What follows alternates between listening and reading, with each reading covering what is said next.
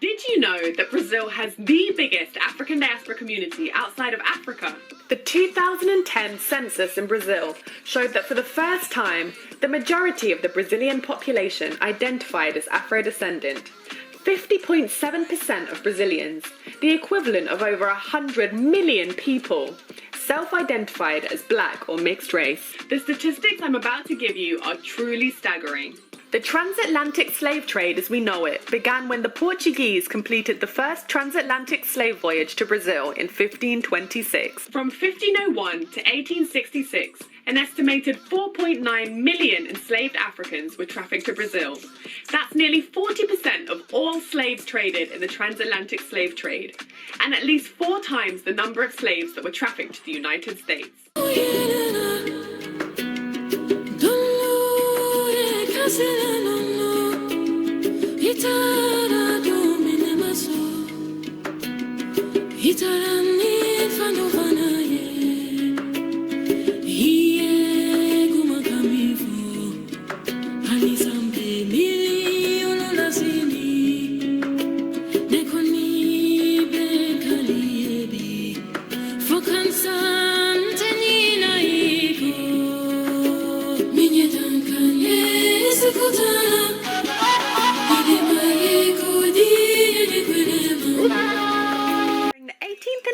Centuries, historians estimate that up to 50% of the population in some Argentinian provinces was Afro-descendant, but that the population declined sharply due to war and disease. But we'll speak on that in more detail later. Afro-Ecuadorians make up roughly 10% of Ecuador's population, putting them at 1 to 2 million. The majority of Afro-Ecuadorians live in northern coastal regions in the province of Esmeraldas, as well as in the Valle del Chota in the Imbabura province. The capital Quito and the city of Guayaquil also have a significant black presence. Afro-Ecuadorians speak Spanish and are largely Roman Catholic by faith.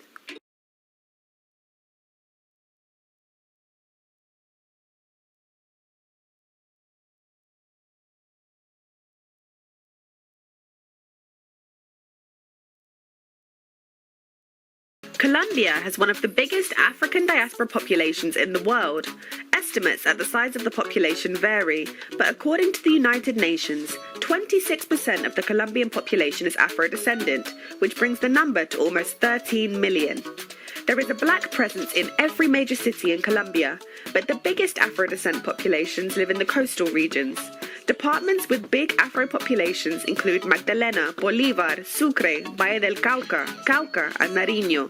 The department with the biggest black population is Chocó, of which the capital is Quibdó. According to the Colombian Department for National Statistics, there are 4 categories into which Afro-Colombians are divided: the black community, the Afro-Colombian population, the palenqueros, and the raizales. The first 2 are broad terms which encompass Afro-Colombians from all regions and cultural backgrounds. Marimba in El Salvadoran folk music is also of African heritage. Afro-Salvadorans are still not recognized by the Constitution. However, the organization Afrodescendientes Organizados Salvadoreños works to make visible the Afro-Salvadoran community and protect their rights by law. The People's Day of Salvadoran Afro-descendants is celebrated on August 29th each year. The highest black population population in Uruguay resides in Montevideo. This dates back to when Spanish colonial authorities brought enslaved Africans to Uruguay.